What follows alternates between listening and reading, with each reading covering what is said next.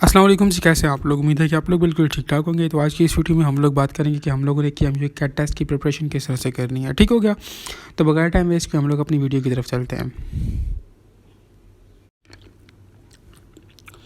तो प्रिपरेशन से पहले आप लोगों को ये चीज़ पता होनी चाहिए कि आप लोगों के टेस्ट का सिलेबस क्या है, उसके सोर्सेज क्या हैं और टेस्ट का पैटर्न क्या होगा, तब आप लोग प्रिपरेशन स्टार्ट करेंगे। क्योंकि अब डिफरेंट सब्जेक्ट्स की जो वेटेज है टेस्ट के अंदर वो डिफरेंट है। तो ऑब्वियसली हम लोगों ने उसके अकॉर्डिंगली जो है वो प्रिपरेशन में उस स्पेसिफिक सब्जेक्ट को टाइम देना है। तो उसके लिए हम लोग सिलेबस की बात करते हैं। तो सिलेबस जो है आप लोगों का फुल FSC सिलेबस है, फर्स्ट ईयर और सेकंड ईयर।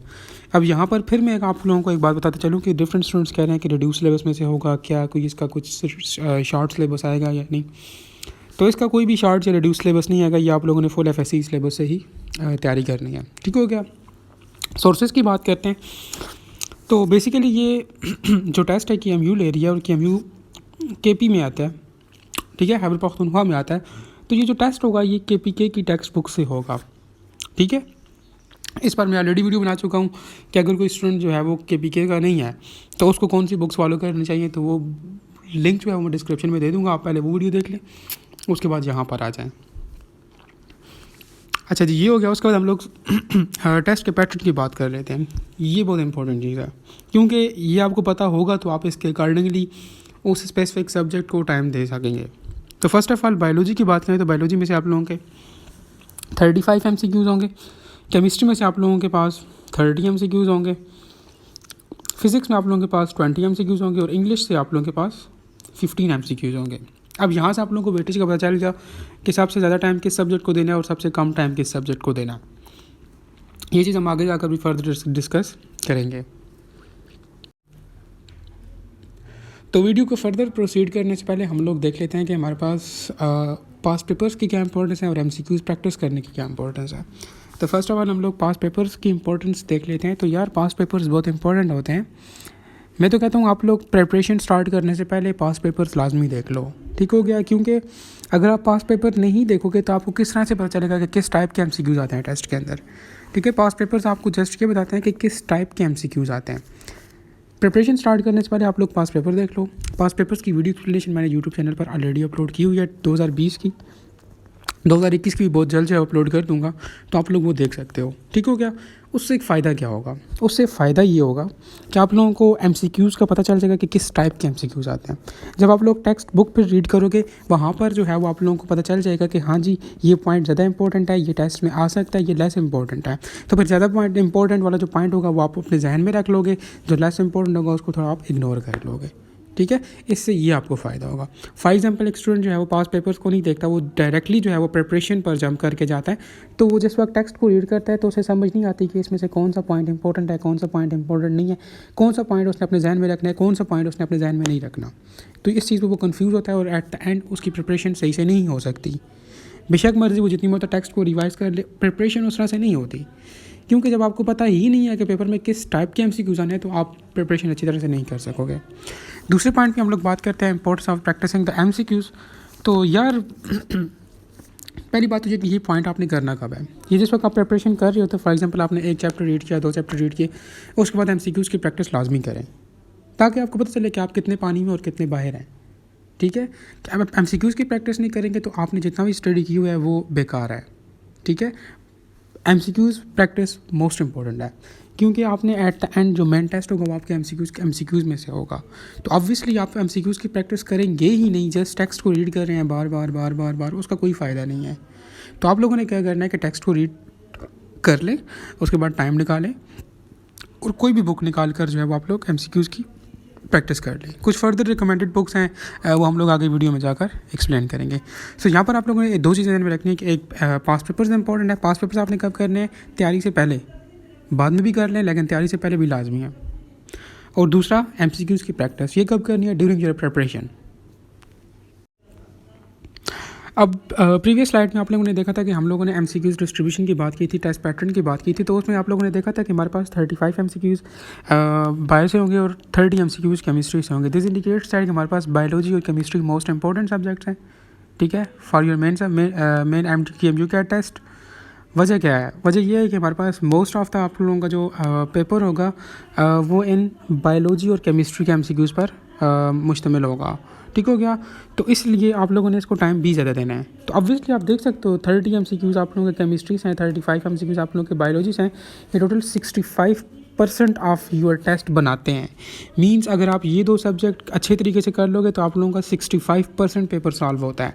सो आप लोगों ने इन सब्जेक्ट्स को ज़्यादा टाइम देना है as compare to physics and English. Means for example आपने अपना 60 to 70% जो टाइम होगा वो केमिस्ट्री और बायोलॉजी को देना है। ठीक हो गया? फॉर एग्जांपल अब इसकी एग्जांपल क्या है कि एक स्टूडेंट है, वो 10 घंटे स्टडी करता है, तो उसको चाहिए कि वो 6 से 7 घंटे जो है वो अपने केमिस्ट्री और बायोलॉजी को दे, क्योंकि टेस्ट का मेजर जो पोर्शन होगा वो तो इन सब्जेक्ट्स में से होगा। बाकी जो उसका 30% टाइम है मींस 3 घंटे हैं, उसमें से वो 2 घंटे फिज़िक्स को दे क्योंकि उसमें जस्ट 20 एमसीक्यूज़ हैं, और 1 घंटा सिर्फ इंग्लिश को दे, उसमें जस्ट 15 एमसीक्यूज़ हैं। मैं ये नहीं कह रहा कि ये फिज़िक्स और इंग्लिश को आप लोग बिल्कुल भी टाइम ना दो, उनको भी टाइम देना है, क्योंकि वो भी तो फर्दर आप लोग देख सकते हो कि 15 और 20 35% तो वो भी कंट्रीब्यूट कर रहे हैं, वो भी कुछ लेस इंपॉर्टेंट नहीं है। लेकिन उनके मुकाबले में अगर हम लोग केमिस्ट्री और बायोलॉजी को देखें तो ये ज़्यादा इंपॉर्टेंट बनते हैं as compare to physics and English. So आप लोगों ने क्या करना है कि आप लोगों ने अपना मैक्सिमम टाइम जो है वो केमिस्ट्री और बायोलॉजी पर लगाना है। बायोलॉजी तो ईजी है, वो जो सिंपल टेक्स्ट लाइन्स होती हैं ना, वो भी हम लोग फर्दर आगे जाकर डिस्कस करेंगे। लेकिन आप लोगों ने ये भी नहीं है कि आप लोग फिज़िक्स और इंग्लिश को बिल्कुल इग्नोर कर दें, ठीक है? लेकिन आप लोगों ने ज़्यादा फोकस आप लोगों ने बायो और केमिस्ट्री पर करना है। ठीक हो गया? तो अब हम लोग सब्जेक्ट वाइज देख लेते हैं कि हम लोगों ने प्रिपरेशन कैसे करनी है। तो फर्स्ट ऑफ़ ऑल बायोलॉजी की बात करें तो बायोलॉजी ऑब्वियसली हम लोग पहले भी ऑलरेडी बता चुका हूँ कि मोस्ट इंपॉर्टेंट सब्जेक्ट है। क्यों? 35% ऑफ आप लोगों का जो टेस्ट होता है वो बायोलॉजी में के एमसीक्यूज़ में से होता है। सो इसको आप बिल्कुल अपने दिलो दिमाग लगा कर जो है वो इसको कोशिश करें कि इसको पढ़ें। ठीक हो गया? इसके लिए फ़र्स्ट ऑफ़ ऑल आप लोग क्या कर लें कि आप लोग अपनी जो टेक्स्ट बुक्स हैं वो रीड करें। ठीक हो गया? उसके बाद जो है वो आप लोग मोस्टली एमसीक्यूज़ होते हैं इसमें वो टेक्स्ट होती हैं, टेक्स्ट की सीधी सीधी लाइंस होती हैं, वही जो है वो पूछेंगे। तो आप लोग क्या करें कि टेक्स्ट की जो लाइंस हैं वो बस अपने जहन में रख लें। जहन में वो किस तरह बैठेंगी, आप उन्हें बार बार रिवाइज़ करेंगे तो ठीक हो गया। उसके बाद कुछ इसमें इंपॉर्टेंट टॉपिक्स हैं या कुछ इंपॉर्टेंट चैप्टर्स हैं जहाँ से मस्ट एमसीक्यूज़ होते हैं। तो पहली बात तो ये कि सेल वाला चैप्टर है, इसमें बहुत इंपॉर्टेंट है, ठीक है, बायोलॉजी में। अब इसमें से एमसीक्यूज़ किस तरह से आते हैं? सेल वाले में से अक्सर जो है ऑर्गेनेलीज के फंक्शन पूछे होते हैं, ठीक है, कि प्रोटीन सिंथेसिस कौन सी ऑर्गेनेली करती है, राइबोसोम की सिंथेसिस किधर हो रही होती है। तो इस टाइप के एमसीक्यूज़ जो है वो आ रहे होते हैं। देन नेक्स्ट हमारे पास बायोलॉजिकल जो मॉलिक्यूल्स हैं ये इंपॉर्टेंट है, स्पेशली इसमें कार्बोहाइड्रेट्स, लिपिड्स वगैरह, प्रोटीन्स वगैरह। अक्सर क्वेश्चन आता है कि all of the followings are simple proteins except derived proteins except. तो मीन्स एग्जांपल्स पर आप लोगों ने ज़्यादा फोकस करना है। फर्दर हमारे पास बायोएनर्जेटिक मोस्ट इंपॉर्टेंट है। इसमें आप लोगों को एटीपी की कैलकुलेशंस का पता हो, कौन से स्टेप में कितने एटीपीज यूज़ होते हैं, कितने बनते हैं, नेट गेन क्या है, ग्रॉस यील्ड क्या है। तो ये सारी चीज़ें आप लोगों को बस पता होना चाहिए। ठीक हो गया? उसके बाद वायरसेस वाला चैप्टर यहाँ से इंपॉर्टेंट है, यहाँ से एमसीक्यूज़ होते हैं। इसमें जितने भी फ्लू वायरसेस है, ठीक है, इनका आप लोगों को पता होना चाहिए। हर्पीज़ है, प्रायोन्स है, ये जितनी भी मीन्स इसमें जो डिजीज़ हैं स्पेसिफिकली या वायरसेस है, तो वो आप लोगों को मस्त पता होना चाहिए।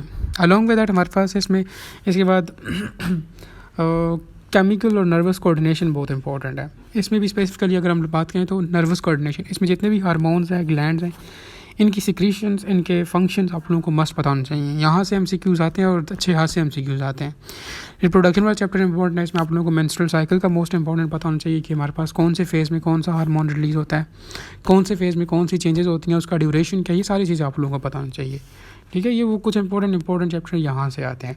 बाकी भी कुछ इंपॉर्टेंट चैप्टर है, जिस तरह वो डीएनए वाला चैप्टर इंपॉर्टेंट है, ठीक है, बायोटेक्नोलॉजी इंपॉर्टेंट है, यहाँ से भी एमसीक्यूज़ होता है, लेकिन वहाँ से इतना उन्होंने टच नहीं किया होता क्योंकि वो बहुत टफ भी नहीं बनाते, बहुत आसान भी नहीं बनाते, बस एक नॉर्मल सा टेस्ट होता है। सो उसके अकॉर्डिंगली आपने अपने आप को प्रिपेयर करना है। तो ये जो आप लोगों को इंपॉर्टेंट चैप्टर्स और ये टॉपिक्स बताएं, आप लोग कोशिश करें कि इनको बार बार रिवाइज करें, ठीक है। अगर पॉसिबल हो तो आप लोग MCQs की प्रैक्टिस भी करें, ठीक है। अगर इम्पॉसिबल नहीं है तो आप लोग पास पेपर्स लाजमी देख लें, ठीक है। बायोलॉजी के लिए MCQs प्रैक्टिस करना इंपॉर्टेंट ऐसा उस तरह नहीं है जिस तरह फिजिक्स और केमिस्ट्री में इंपॉर्टेंट है, लेकिन फिर भी आपको टाइम मिलता है तो आप लोग कर लें। अगर नहीं मिलता, पॉसिबल नहीं है, तो फिर पास पेपर्स तो लाजमी देखने हैं ना, ताकि हम कम से कम आप लोगों को MCQs का तो पता चले कि किस टाइप के MCQs होते हैं। पास पेपर लाजमी है। अगर फर्दर आप लोग MCQs की प्रैक्टिस करना चाहते हो किसी प्रैक्टिस बुक से तो आप वो भी कर सकते हो, अदरवाइज़ बहुत ज़रूरी नहीं है। अगर आप करना चाहते हो तो बायोलॉजी के लिए जो है वो MM की बुक काफ़ी अच्छी बुक है बायोलॉजी के MCQs के हवाले से। यहाँ पर गोल्डन सीरीज़ भी अच्छी बुक है, लेकिन मोस्ट रिकमेंडेड जो बुक्स है वो बूम सीरीज़ है, ठीक है। इन्होंने तकरीबन बुक के हर एक पॉइंट को टच किया होता है, तो आप लोग बूम सीरीज़ भी देख सकते हो। ये सारी बुक्स आप किसी बुक शॉप पर जाए, कंसल्ट करें, जो आपको अच्छी लगती है आप वो ले लो, ठीक है। तो इन दिस एंड डैट आप लोग बायोलॉजी को प्रिपेयर कर सकते हो। उसके बाद हम लोग केमिस्ट्री की बात कर लेते हैं। तो केमिस्ट्री भी आप लोगों को पता है कि ये जिस तरह बायोलॉजी इंपॉर्टेंट है तो केमिस्ट्री भी एक इंपॉर्टेंट सब्जेक्ट है, ठीक है। क्योंकि इसमें से भी आप लोगों के टेस्ट में 30% जो आप लोगों का टेस्ट होगा वो केमिस्ट्री पोर्शन में से होगा, तो ऑब्वियसली 30% भी अच्छा खासा आप लोगों को एज दे सकता है, ठीक है। अब ये इंपॉर्टेंट इसलिए क्योंकि 30% कंट्रीब्यूट करता है, ये हम लोग बात कर चुके हैं। इसके लिए आप लोगों ने क्या करना है कि आप लोगों ने important points, important topics, important की जो जितनी भी चैप्टर्स हैं इनको बार बार रिवाइज करना है फ्रॉम योर टेक्स्ट बुक। अब इंपॉर्टेंट चैप्टर्स कौन कौन से हैं? फर्स्ट ऑफ ऑल हम लोग फर्स्ट ईयर केमिस्ट्री से बात किए तो हमारे पास पहला जो चैप्टर है फंडामेंटल कॉन्सेप्ट्स वाला, जिसमें मोल और वेगेटर्स नंबर और इन चीज़ों का जिक्र किया गया है। अक्सर वहाँ से MCQs आते हैं, मोल्स कैलकुलेट करने होते हैं या जितनी भी कन्वर्जन्स है maths to maths, mole to maths and maths to mole, ये इंपॉर्टेंट अक्सर यहाँ से क्वेश्चन आते हैं। या एक और चीज़ लिमिटिंग या एक्सेस रिएजेंट आप लोगों ने जो है वो बताना होता है, कौन सा लिमिटिंग है कौन सा एक्सेस रिएजेंट है, ठीक हो गया। अक्सर यहाँ से लिमिटिंग और एक्सेस में से जो है वो क्वेश्चन आता है कि which one of the following is a limiting reagent. एक रिएक्शन दिया होता है और वो बैलेंस्ड केमिकल इक्वेशन होती है, लेकिन आप लोगों ने अपने ध्यान में एक बात रखनी है कि बैलेंस्ड केमिकल इक्वेशन में कोई भी लिमिटिंग या एक्सेस रिएजेंट नहीं होता। दूसरा जो चैप्टर है हमारे पास एटॉमिक स्पेक्ट्रा वाला, काफ़ी इंपॉर्टेंट चैप्टर है। इसमें मोस्टली पहली बात तो ये कि वो है बोहर एनर्जी और रेडियस वो पता होना चाहिए। दूसरी चीज़ आप लोगों को क्वांटम नंबर का पता होना चाहिए कि कौन सा क्वांटम नंबर हमें किस चीज़ के बारे में इंफॉर्मेशन देता है, और इवन तो आप लोग इसमें फर्दर N फाइंड करना, L फाइंड करना, ये चीज़ें आप लोगों को पता होना चाहिए, ठीक हो गया। अलॉन्ग विद दैट जो इसमें मोस्ट इंपॉर्टेंट चीज़ है वो आपकी इलेक्ट्रॉनिक कॉन्फ़िगरेशन है, यहाँ से क्वेश्चन आता है। इसमें फर्दर बहुत सी मींस कॉम्प्लेक्सिटीज़ हैं इलेक्ट्रॉनिक कॉन्फ़िगरेशन में, तो कोशिश करें कि वो भी देख लें। अक्सर जहाँ से वो टच करते हैं MCQs को। तीसरा जो इंपॉर्टेंट चैप्टर है वो केमिकल बॉन्डिंग वाला चैप्टर है, यहाँ से अक्सर उन्होंने MCQs उठाया होता है। स्पेशली इसमें जितनी भी थ्योरीज हैं वो आप लोग देख लें, स्पेशली उनका ये इसके वेस्पर थ्योरी में किसी भी मालिक्यूल का स्ट्रक्चर, उसका बॉन्ड एंगल, बॉन्ड लेंथ, ये पता होना चाहिए आप लोगों को। MOT जो है मॉलिक्यूलर ऑर्बिटल थ्योरी, उसमें बॉन्ड क्या है, बॉन्ड एंगल फाइंड करते हैं या बॉन्ड क्या है, बॉन्ड स्ट्रेंथ है वो फाइंड करते हैं, वो आप लोगों को पता होना चाहिए, ठीक है। O2 का क्या है, N2 का क्या है, ये पता होना चाहिए। फर्दर इसमें एक और इम्पोर्टेंट चीज़ है डायपोल मूवमेंट, बहुत इंपॉर्टेंट है। डायपोल मूवमेंट वो भी इम्पोर्टेंट है। और फर्दर लास्ट में कुछ टॉपिक्स है मींस कुछ रिलेशंस है ये इन सारी चीज़ों को उन्होंने इंटरमिक्स करके वो रिलेशंस निकाले हुए हैं, तो वो इम्पोर्टेंट अक्सर वहाँ से MCQs आता है, तो वो भी आप लोगों ने लाजमी जो है वो कंसल्ट करना है, ठीक हो गया। उसके बाद केमिकल इक्विलिब्रियम की बात करें तो यहाँ पर अक्सर KP, KC, KX और KN में रिलेशंस यहाँ से MCQ होते हैं। KC importance of KC means अगर KC की वैल्यू ज़्यादा हो रही है, ज़्यादा है तो फिर क्या होगा, कम है तो क्या होगा, अगर KP और KC इक्वल है तो फिर क्या होगा। अच्छा, यहाँ पर KP और KC के दरमियान जो रिलेशन है वहाँ पर डेल्टा N की उन्होंने बात की हुई थी। डेल्टा N अगर पॉजिटिव हो तो क्या होगा, डेल्टा N अगर नेगेटिव हो तो क्या होगा, मीन्स इस टाइप के MCQs आते हैं। फर्दर यहाँ पर एक और टॉपिक है ली शर्टली प्रिंसिपल में से अक्सर क्वेश्चन आ जाता है, वो भी इंपॉर्टेंट है, वो भी आप लोगों ने देख लें। फर्दर इसके अलावा और भी यहाँ पर काफ़ी इंपॉर्टेंट कुछ टॉपिक्स इंपॉर्टेंट है चैप्टर्स में, जिस तरह ऑर्डर ऑफ रिएक्शन में से मस्ट एक MCQ होता है कि कौन सा ऑर्डर ऑफ रिएक्शन है इसका, तो ये भी आप लोगों ने लाजमी इस पर प्रैक्टिस करनी है। सेकेंडरी केमिस्ट्री की बात करें तो उसमें हमारे पास ऑर्गेनिक इनऑर्गेनिक केमिस्ट्री बहुत इंपॉर्टेंट है, वहाँ से भी MCQs बिल्कुल टेक्स्ट की उठाई होती है, वो भी आप लोग कोशिश करें कि बार बार अगर उसको रिवाइज करें तो ये बहुत अच्छी बात होगी। तो केमिस्ट्री के लिए भी आप लोगों ने क्या करना है कि एमसीक्यूज़ की प्रैक्टिस करनी है as much as you can. First of all तो ये आप लोगों की जो फर्स्ट ईयर की केमिस्ट्री मीन्स फिजिकल केमिस्ट्री है, आप लोग कोशिश करें कि उस पर मैक्सिमम टू मैक्सिमम एमसीक्यूज़ की प्रैक्टिस करें, क्योंकि मोस्टली उसमें कॉन्सेप्चुअल चीज़ें हैं तो वो एमसीक्यूज़ से ही आप लोगों की क्लियर होंगी। सेकेंड थिंग इज़ डैट कि आप लोगों की जो सेकंड ईयर की केमिस्ट्री है इसमें मोस्टली रटे वाली चीज़ें हैं, तो आप लोग कोशिश करें कि second year chemistry organic and organic chemistry को डेली बेसिस पर रिवाइज कर लिया करें। अपने पास की पॉइंट्स लिख लें चैप्टर। आप फॉर एग्जांपल आपने अल्कोहल फिनोल ईथर वाला चैप्टर आप लोगों ने चाहे वो प्रिपेयर करना है। अब आप लोग क्या करोगे, बुक में या हाईलाइट कर लो जो इंपॉर्टेंट चीज़ें हैं, या उनको एक पेज पे लिख लो। फिर अब क्या करेंगे, डेली आप आधा घंटा लगा कर उन चीज़ों को रिवाइज़ करें। इन दिस एंड डैट वे आप लोगों के माइंड में बैठ जाएंगी टेस्ट तक, ठीक है, वो भूलेंगी नहीं। अगर आप एक मरतबा रिवाइज़ करके छोड़ दोगे फिर टेस्ट वाले दिन करोगे तो वो फिर आप लोगों को नहीं याद आएंगी जहन में, टेस्ट में भी आप लोगों को फिर मसले होंगे। तो उनको कोशिश करें कि बार बार रिवाइज़ करें और फर्स्ट ईयर केमिस्ट्री पर मैक्सिमम टू मैक्सिमम एमसीक्यूज़ की प्रैक्टिस करें। रिकमेंडेड बुक्स हैं कुछ, फर्स्ट केमिस्ट्री में पॉकेट, ये सुदेश की बुक है, ये भी आप लोग ले सकते हो। इसमें ईच एंड एवरीथिंग उन्होंने बताई है, काफ़ी अच्छी इंपॉर्टेंट बुक है। और दूसरी चैम्पियन सीरीज़ भी अच्छी बुक है। आप बुक शॉप पर जाएं, दोनों कंसल्ट करें, जो आपको अच्छी लगती है वो ले लें। लेकिन हाईली रिकमेंडेड बुक्स ये केमिस्ट्री में पॉकेट है। उसके बाद हम लोग बात कर लेते हैं फ़िज़िक्स की। फिज़िक्स में 20 एमसीक्यूज़ होंगे। इस पर जस्ट आप इसको 2 या 3 घंटे से ज़्यादा टाइम इसको ना दें। मोस्टली स्टूडेंट्स का फिज़िक्स में मसला होता है, लेकिन यहाँ पर इतना मसला नहीं है क्योंकि जस्ट 20 एमसीक्यूज़ हैं। आप लोग सुपरफिशली जो है वो इसको भी अगर रीड करें तो ईज़िली आप 12 या 14 मार्क्स भी ले तो काफ़ी हैं, ठीक है। अगर आप और 18 या 20 भी लग जाता है तो फिर तो उसके लिए आप लोगों को काफ़ी अच्छी मेहनत करनी पड़ेगी। लेकिन अगर कोई स्टूडेंट जो है वो बिल्कुल जिस तरह हम इस आगे मैं आपको बताऊंगा इस तरह आप लोग प्रिपेयर करते तो ईज़िली आप लोग 15 to 16 मार्क्स तो ले लोगे, ठीक हो गया।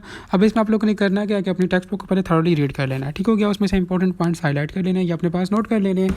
जिस तरह अक्सर यूनिट्स वगैरह होते हैं, मैथमेटिकली स्टेप्स होते हैं, फॉर्म्स होती हैं, या अक्सर और फर्दर रिलेशन होते हैं, वो आप लोगों ने अपने पास लिख लेने हैं। अब उनको क्या करना है कि उनको आप लोगों ने डेली बेसिस पर रिवाइज़ करना है, ठीक हो गया। अब यहाँ पर कुछ इंपॉर्टेंट चैप्टर्स हैं जिसमें से लाजमी एमसीक्यू जाता है। फर्स्ट चैप्टर हमारे पास मेजरमेंट वाला चैप्टर है। अब यहाँ से डायमेंशन इंपॉर्टेंट है, अक्सर यहाँ से एमसीक्यू होता है। डायमेंशन लेस क्वांटिटीज़ आप लोगों को पता होना चाहिए, किन 2 क्वांटिटीज़ की डायमेंशन सेम होती है, ठीक है। ये चीज़ें बात इस तरह के एमसीक्यूज होते हैं। यहाँ पर एक और टॉपिक है सिग्निफिकेंट फिगर्स इंपॉर्टेंट है, यहाँ से अक्सर एमसीक्यू होता है, ठीक है। ये भी आप लोगों ने देखना है। दूसरा चैप्टर वेक्टर वाला इंपॉर्टेंट है। अब वेक्टर वाले में से आप लोगों को vector, dot product, cross product ये पता होना चाहिए। फर्दर यहाँ पर इसी चैप्टर में से टॉर्क वाला और इक्विलिब्रियम वाला टॉपिक भी इंपॉर्टेंट है, तो वो भी आप लोगों को मस्त होना चाहिए। बाकी इसमें ऐसा और कुछ भी नहीं है। फोर्स एंड मोशन में से अगर हम लोग बात करें तो ये भी अच्छा खासा इंपॉर्टेंट चैप्टर है। फोर्स नेगेटिव कब होगी, पॉजिटिव कब होगी, ज़ीरो कब होगी, तो ये इस तरह की चीज़ें आप लोगों को पता होना चाहिए। वर्क एंड एनर्जी वाला चैप्टर भी इंपॉर्टेंट है। इसमें से स्पेसिफिकली अगर हम लोग बात करें प्रोजेक्टाइल मोशन की तो यहाँ से लाजमी एमसीक्यूज होते हैं, 1 से 2 एमसीक्यूज़। और जो अक्सर एमसीक्यूज आते हैं कॉम्प्लीमेंट्री एंगल्स का पता होना चाहिए आप लोगों को। कॉम्प्लीमेंट्री एंगल्स कौन से होते हैं, ठीक है, कौन कौन से 2 एंगल्स आपस में कॉम्प्लीमेंट्री होंगे। सिंपल इज़ दैट, जो जिनका सम हमारे पास 90 की इक्वल आएगा वो हमारे पास कॉम्प्लीमेंट्री एंगल्स होंगे, ये इसमें से एमसीक्यूज आता है। फर्दर हमारे पास रेंज और हाइट किस एंगल पर जो है वो सेम होती है, 76 डिग्री पर सेम होती है। ये आप लोगों की एक्सरसाइज का क्वेश्चन है। फर्दर यहाँ पर एक और क्वेश्चन होता है कि रेंज किस एंगल पर मैक्सिमम होगी। इस तरह के एमसीक्यूज आते हैं। बोथ मींस डिफ़िकल्ट एमसीक्यूज नहीं होते, जस्ट आसान एमसीक्यूज होते हैं। नेक्स्ट हमारे पास जो चैप्टर है यहाँ पर वो सर्कुलर एंड रोटेशनल मोशन है। ये अच्छा खासा इंपॉर्टेंट और मुश्किल चैप्टर है, लेकिन अगर प्रैक्टिस करें तो आसान भी है और इम्पोर्टेंट भी है। यहाँ से भी एमसीक्यूज आते हैं। नेक्स्ट हमारे पास सेकेंड ईयर की बात कर लें तो यहाँ से हमारे पास अच्छा ये आप फर्स्ट ईयर में जो लास्ट चैप्टर है इसमें applications of first law of thermodynamics वो इंपॉर्टेंट है, वो आप लोगों ने देख लेना है। एडियाबैटिक प्रोसेस, आइसोबैरिक ये इंपॉर्टेंट है, इनकी एग्जांपल स्पेसिफिकली इंपॉर्टेंट है। सेकेंड ईयर की बात करें तो हमारे पास जो पहले 2 चैप्टर्स हैं, एक वो चार्जेस वाला जिसमें कूलम्स लॉ है, गॉसेस लॉ है, इलेक्ट्रिक फ्लक्स ज़ीरो कब होगा, मैक्सिमम कब होगा, ठीक है, ये आप लोगों को बताना चाहिए। वहाँ पर कैपेसिटर्स वाला एक चैप्टर है, कैपेसिटर ये इंपॉर्टेंट है। एनर्जी स्टोर्ड इन कैपेसिटर, यहाँ से एमसीक्यू होता है, ठीक हो गया। सेकंड चैप्टर इंपॉर्टेंट है electric current, I think yes वो इंपॉर्टेंट है। उसमें से किरचॉफ लॉ इंपॉर्टेंट है, व्हीटस्टोन ब्रिज इंपॉर्टेंट है। इस तरह की मीन्स जो मेन टॉपिक्स हैं वो इंपॉर्टेंट है। बाकी भी इसमें कुछ कुछ टॉपिक्स हैं, जिस तरह एम्पेयर्स लॉ इम्पोर्टेंट हो गया, ठीक है। फर्दर कन्वर्जन आगे गुलवाना मीटर, ए मीटर, इनकी कन्वर्जन इंपॉर्टेंट है, यहाँ से हमसे क्यों आता है। लास्ट वाले जो चैप्टर्स हैं वहाँ से रेक्टिफिकेशन इंपॉर्टेंट है। लास्ट वाला जो चैप्टर है उसमें से हाफ लाइफ वाला वो इम्पोर्टेंट है। रेडियो एक्टिव डिके वाला इंपॉर्टेंट है। अल्फ़ा डिके होगा तो कितने वो ए कितने इंक्रीज़ होंगे, जेड कितने डिक्रीज़ होंगे, ये चीज़ आप लोगों को पता होना चाहिए। तो ये कॉमन से एमसीक्यूज होते हैं। और यहाँ पर लास्ट जो चैप्टर है इसमें से वो forces in nature, gravitational force, ये फोर्सेस और ये इलेक्ट्रॉन्स, हाइड्रॉन्स, ये आप लोगों को बताना चाहिए, ठीक है। ये जो बहुत कॉमन एमसीक्यूज होते हैं वो यहाँ से ही होते हैं। अच्छा, फिजिक्स के लिए आप लोगों ने क्या करना है कि एक फार्मूला शीट बना लेनी है। उस फार्मूला शीट पर आप लोग यूनिट्स भी मेंशन कर सकते हो, बाकी भी जो छोटी मोटी चीज़ें होती है वो मेंशन कर सकते हो। और उनको फिर आप लोगों ने जिस तरह ऑर्गेनिक इनऑर्गेनिक केमिस्ट्री को आप लोगों ने डेली बेसिस पर रिवाइज करना होता है, उस तरह आप लोगों ने इन फार्मूलाज को भी डेली बेसिस पर रिवाइज करना होता है, ठीक हो गया। फॉर एग्जाम्पल आप लोग कोई प्रैक्टिस टेस्ट सॉल्व कर रहे हो तो उससे पहले आप लोगों उनको रिवाइज कर लो, ठीक है। इन दिस एंड डेट पे आप लोगों को जब मेन टेस्ट होगा उससे एक दिन पहले भी आप उन फार्मूलाज को very easily with in very less period of time आप उनको रिवाइज कर सकते हो, ठीक है। बुक देखने की ज़रूरत ही नहीं है, क्योंकि लास्ट मोमेंट्स पर यही चीज़ें इंपॉर्टेंट होती हैं। जब फार्मूला को आप लोग डेली बेसिस पर रिवाइज करें तो आप लोगों के जहन में बैठ जाते हैं। जब उसी फार्मूला में से कोई एमसीक्यू बन कर आता है तो वो एकदम में आप लोगों का जो माइंड होता है वो उसको क्लिक कर लेता है और वो उसको सॉल्व करने की तरफ आ जाता है। फॉर एग्जाम्पल एक स्टूडेंट है वो फार्मूला शीट नहीं बनाता या उनको डेली बेसिस पर रिवाइज नहीं करता, तो इवन तो अगर पेपर में जो है वो आसान से आसान एमसीक्यू भी आ जाए, आसान से आसान एमसीक्यू है जिसमें कॉमन सा फिजिकल टाइम में फार्मूला यूज़ होता हो, लेकिन उस स्टूडेंट को वो उसको पिक नहीं कर सकेगा उस वक्त तक जब तक वो जो है वो उसको बार बार रिवाइज ना करे, इन दिस एंड डैट वे। और दूसरी बात है यहाँ पर आप लोग कोशिश करें कि आप लोग रिलेशंस बनाकर भी लिखें। मीन्स फॉर एग्जांपल हमारे पास जो है वो Q charge equal to N E की इक्वल होता है, दिस इंडिकेट्स है कि हमारे पास charge is directly proportional to number of Ns. तो इस तरह से रिलेशन बनाकर अपने पास आप वो भी नोट करें। और फिज़िक्स के लिए कोशिश करें कि प्रैक्टिस एमसीक्यूज़ करें, ठीक है। और जितने मर्जी जितने हो सकते हैं करें, ठीक है। मैक्सिमम टू मैक्सिमम कोशिश करें, क्योंकि ये जो चीज़ें होती हैं ये बहुत टेक्स्ट रीड करने से ये चीज़ें नहीं हल होती, प्रैक्टिस करेंगे तब ही जो है वो ये सॉल्व होंगी। अच्छा, इसमें कुछ रिकमेंडेड बुक्स हैं। पहली तो नोट्स हैं, वो सारे इजहार के नोट्स हैं, QCA, ठीक हो गया। एंड सेकंड हमारे पास genius series most important books है, ठीक है। इसमें आप लोगों को टॉपिक वाइज एमसीक्यूज मिल जाएंगे, फर्दर उनकी कीज़, उनके सोल्यूशंस, एक्सप्लेनेशन, ये सारा कुछ मिल जाएगा। तो ये बुक भी इम्पोर्टेंट है। हाँ, उसके बाद हम लोग इंग्लिश की बात कर लेते हैं। इंग्लिश में आप लोगों के पास 15 MCQs होंगे। उन 15 MCQs की डिस्ट्रीब्यूशन किस तरह से होगी? 2 से 3 MCQs आप लोगों के पार्ट ऑफ स्पीच और मोस्टली पार्ट ऑफ स्पीच में प्रीपोजिशन इंपॉर्टेंट है, उसमें से होते हैं, ठीक हो गया। 2 से 3 लाजमी होते हैं। उसके बाद आप लोगों के पास टेंसेस इंपॉर्टेंट है, ठीक है। वोकैबुलरी से 1 से 2 MCQs होता है, लेकिन मैं आप लोगों को यही बोलूँगा कि आप लोग इस पर टाइम वेस्ट ना करें, ठीक है।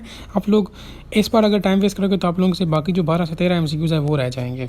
सो फिर वोकैबुलरी को आप लोग बिल्कुल साइड पे रखें, इसको छोड़ दें। उसके बाद आप लोगों के पास वॉइसेस और नरेशन में से 2-2 MCQs होते हैं, इन पर आप लोग देख लें। और फर्दर हमारे पास इसके बाद सब्जेक्ट वर्ब एग्रीमेंट आता है, इसमें से भी काफ़ी अच्छे खासे MCQs होते हैं, 3 से 4 MCQs तो होते हैं इसमें से, ठीक है। एंड स्पोर्ट द एरर में से होते हैं, इसमें कॉमनली जो ग्रामेटिकल मिस्टेक्स होती हैं वो चीज़ें इसमें देखने को मिलती हैं। तो आप लोग कोशिश करें कि इन टॉपिक्स को आप लोग किसी भी यूट्यूब चैनल से या कहीं से भी जो है वो सुन लें, मींस इनको कवर कर लें, जो रूल्स हैं इनके आप लोग अपने पास लिख लें और उनको डेली बेसिस पर रिवाइज करें। या जब भी आप कोई प्रैक्टिस टेस्ट सॉल्व कर रहे हो तो उससे पहले जस्ट इनके रूल्स को देख लो और उसके अकॉर्डिंगली फिर आप MCQs प्रैक्टिस कर लो। इन दिस एंड डैट पे आप लोगों का इंग्लिश है वो प्रिपेयर हो जाएगा। इंग्लिश और फिजिक्स और मैं आप लोगों को यही बोलूँगा कि आप लोगों ने ज़्यादा टाइम वेस्ट नहीं करना, लेकिन इसका मतलब ये भी नहीं है कि आप लोग बिल्कुल इनको इग्नोर कर लो, इनको भी प्रिपेयर करना है, क्योंकि ये भी 35% आप लोगों के टेस्ट को कंट्रीब्यूट करते हैं, ठीक है। लेकिन उस तरह से नहीं करते जिस तरह से आप लोगों के पास केमिस्ट्री और बायोलॉजी करते हैं। तो इनको भी टाइम देना है, लेकिन ज़्यादा नहीं देना। और इसमें अगर आप MCQs की प्रैक्टिस करना चाहते हैं तो कर लें, मसला नहीं है। लेकिन जो आप लोगों के पास पेपर्स के MCQs हैं वो मस्ट आप लोग देखें, ठीक है। और उसके रिलेटेड MCQs पर आप लोग फर्दर प्रैक्टिस भी कर सकते हैं। तो ये था इन दिस एंड डेट पे आप लोग जो है वो MCQ टेस्ट के लिए जो है प्रिपरेशन कर सकते हैं। इसके अलावा अगर आप लोगों के फर्दर कोई क्वेश्चन है तो आप लोग कमेंट सेक्शन के अंदर पूछ सकते हैं। Thank you.